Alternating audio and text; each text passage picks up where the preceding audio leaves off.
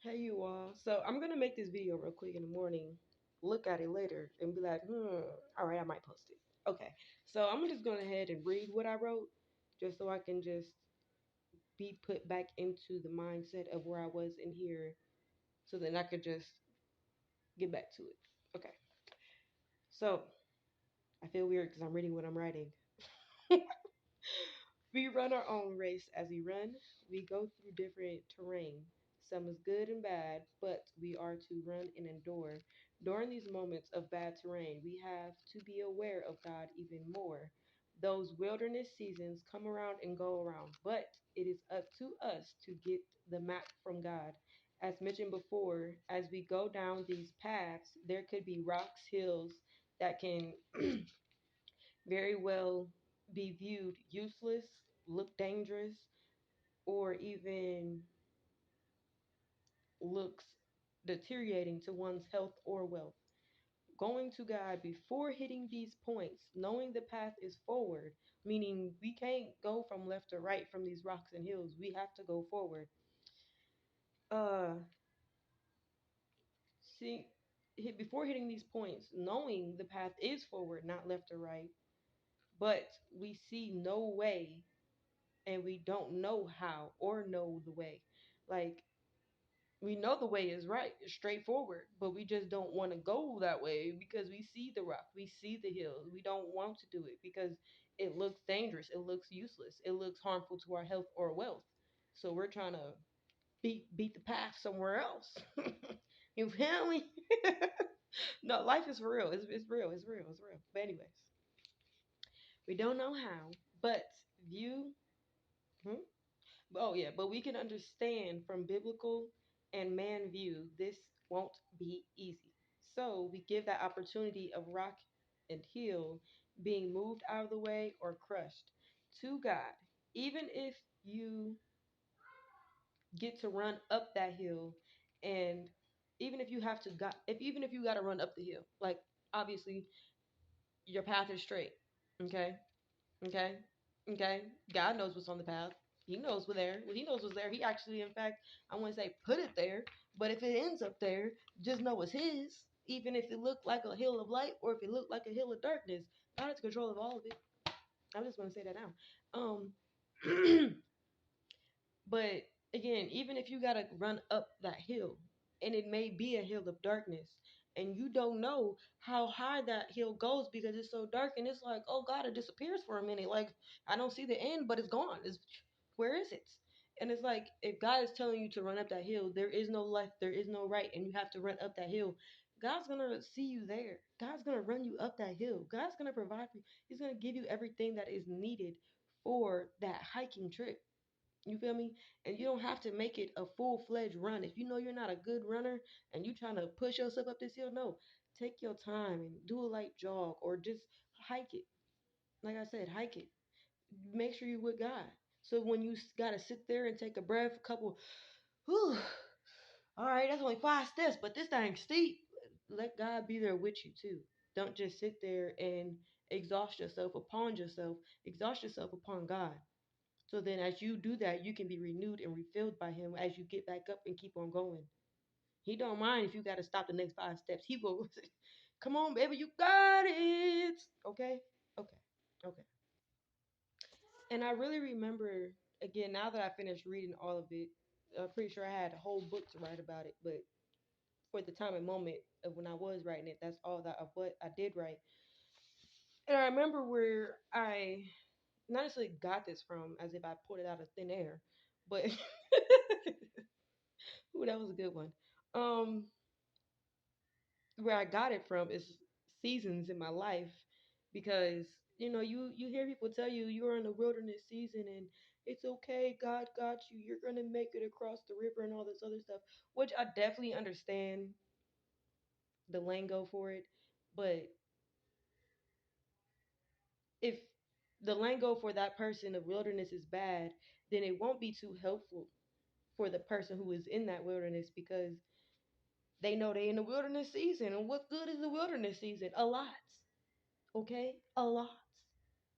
Don't let people do that to you. A lot is good. Okay? Like I said, that hill may look dark And you may not know how far that thing go up. But best believe you get to enjoy the moments of God building you, and you get to see that, and you get to put it to the test. Like after he's done, you done sat there, he done filled you up, and he done told you some things, and he done gave you some things. Like he's done it all. Now you have to take it and see what you can do with it. Not see what you can do with it, but put it to the test. And that right there gives God even more pleasure because he's like, oh shoot, they really believed me. They took it. They took it. Oh my God, they took it. Okay, all right, I got some more. Okay, let's see if they can get this. You feel me? Like those are like moments of like adrenaline rush in the relationship and the intimacy of God. Uh, I forgot what that's called, but like a dopamine type of thing. Maybe that's just me. Like the sugar rush or whatever thing that makes people overexcited and overjoyed and it sparks off the little things in their brains. That right there. Okay? That is a moment for that. Okay? I'm telling you guys. You gonna be high on God. Oh, what we doing today? No. You guys.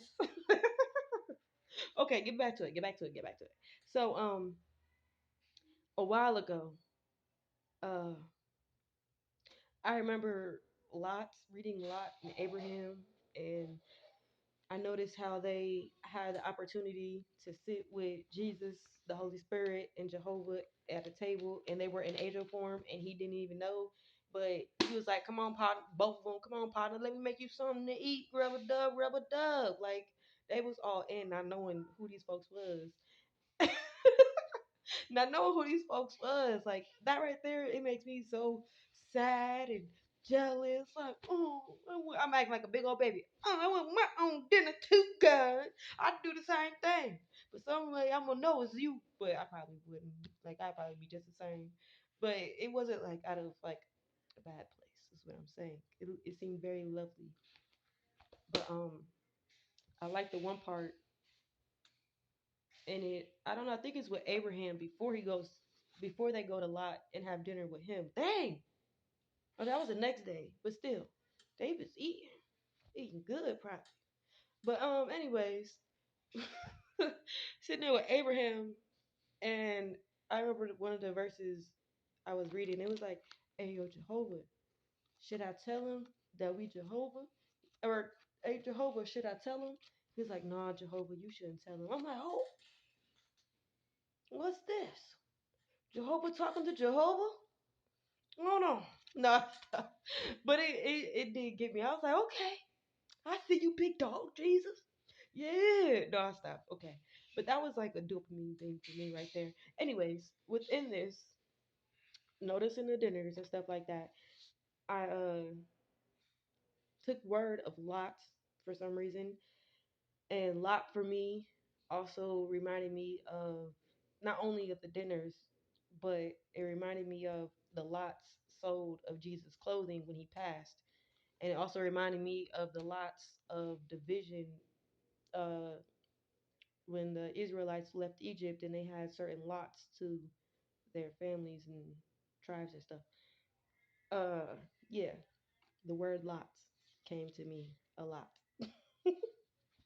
And then Psalms 83 was another one as well. And as I was reading that and studying that, I ran across another verse that was supposed to be the definition for me of the entire chapter of Psalms 83, which was Psalm 16:5. And what I wrote down was, "Sons of Lot, do not engage in hostilities or in war with Moab, for God will not give you any of his land as a possession, because God hath given Ar as a possession. Do not harass, provoke them, do not harass or provoke them, for God will not give me any of the land or the Ammonites as a possession." And for me, that was kind of major because just as Jesus, I know I am to set the captives free and bring sight to the blind and bring up the crushed. So from Quran and not Quran, Korah, or Kor, whatever the little place is in the Bibles, you feel me? Where they have different captives and uh ash piles everywhere. Like that right there is my mission. Though it doesn't, it translates to something else now here in 2023 than the biblical verses, but just to keep it biblical, I know that I am supposed to go there to a place as I'm running my race. In the video I posted, or as I started, as I'm running my race, I know that I'm going to be going into territories that are not of godly things. You feel me? The AR, it was a river. These people are a part of a river that is thrashing, that is crazy. You feel me? And as I come to this river, even within the wilderness, it's a river that I have to cross over. But within this river, I notice that there are people there that God has pointed out specifically for me to grab and go save. But yet, I am not to engage in hostilities or in war with them, for God will not give them to me. Though I am there to get them, God will not give them to me if I'm going to be there to be engaging in hostility and wars. Like, I'm not to be a part of their land. I'm not to be a part of their rituals and sacrifices and stuff. I am to just pass by the land and keep going forward. Okay? Again, with that, and then also with the other videos with these masks and stuff like that, that's that's how I take it. I take these wilderness seasons and these territories as people and as spiritual things, like in an everyday life. Again, when I walk up to somebody with a mask, and if I can notice that their mask is just wow, wow, wow, wow, wow, wow, crazy, it reminds me of the AR.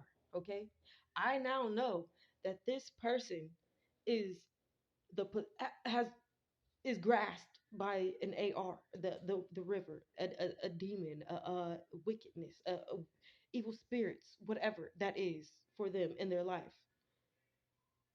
If I decide to engage in hostility again, if I decide to throw my fruits at them, they will be assumed to be hurt. They will be assumed to be attacked. The person, okay, the people in these territories will, you guys, I don't know, I think I'm getting ahead of myself. And this is for me in my life, okay? I just want to say that things that I've had to learn and go through and walk through, I don't want to say accept, but to understand and live in it is accepting it.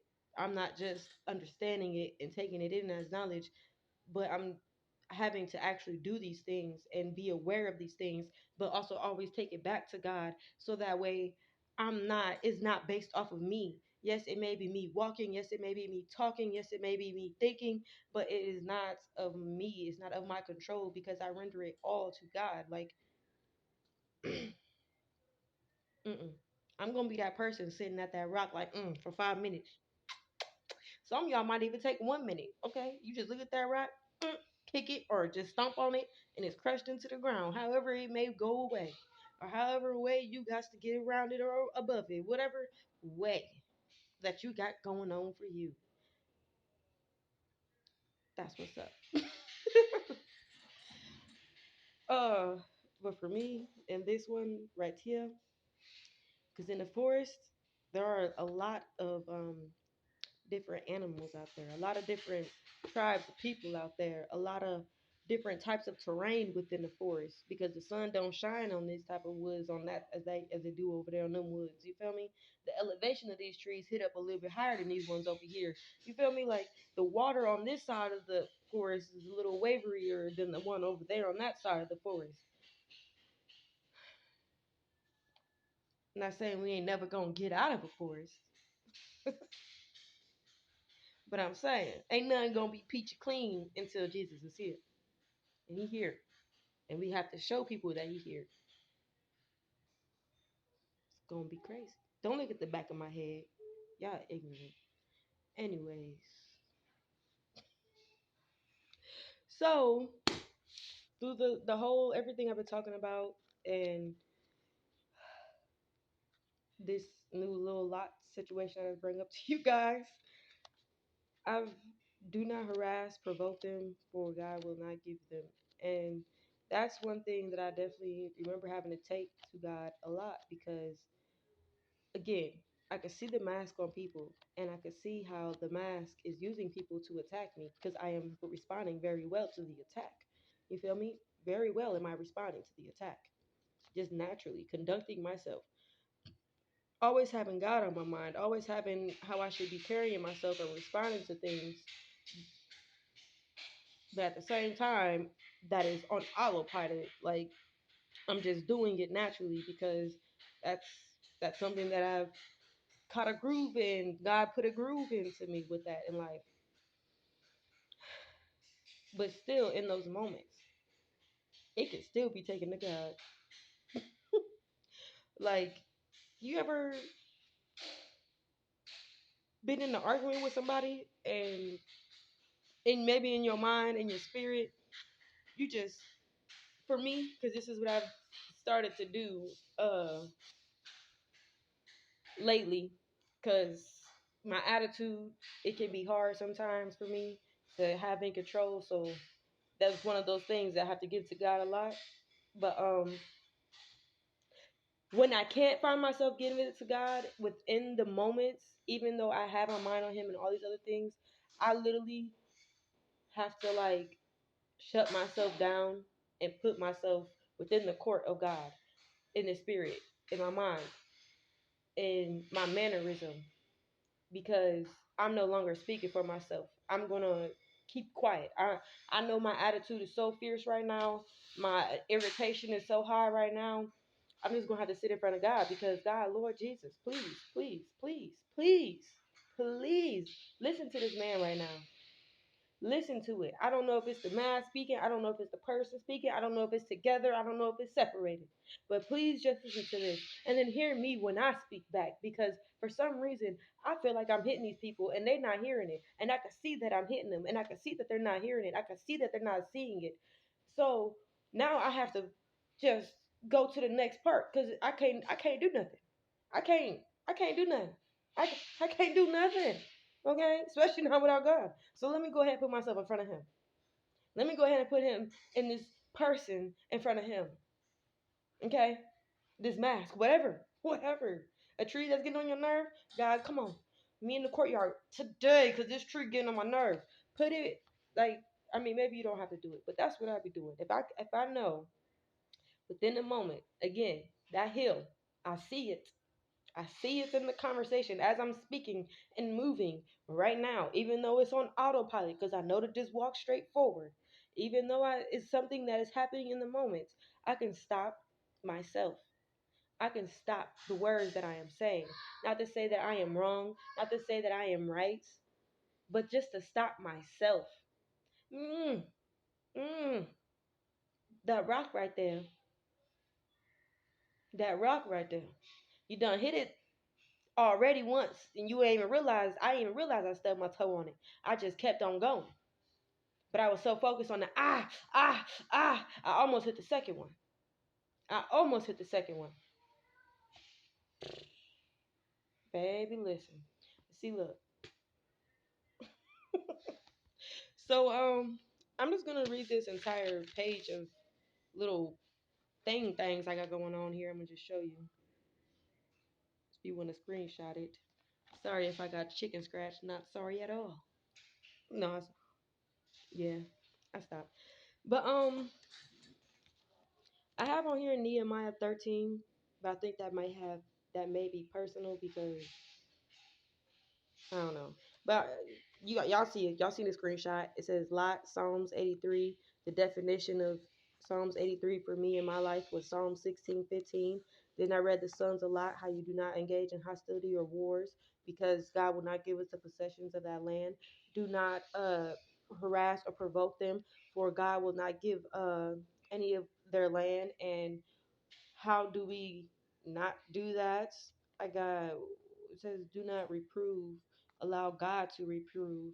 And I got First Chronicles 16:12. I don't have the bracket notes on this.